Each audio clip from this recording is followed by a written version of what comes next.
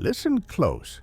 On this day, one of the most powerful natural disasters ever recorded struck without warning. On December 26, 2004, a massive 9.1 earthquake off the coast of Indonesia triggered a tsunami so powerful it circled the globe multiple times. Waves over 30 meters high hit 14 countries, wiping out entire coastlines.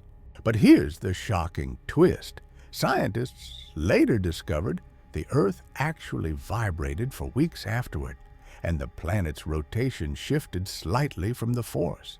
More than 230,000 lives were lost. But this tragedy led to a massive international effort to build real-time tsunami warning systems that protect millions today. On this day, nature displayed unbelievable power. Like, follow and comment if you want more stories that change the world.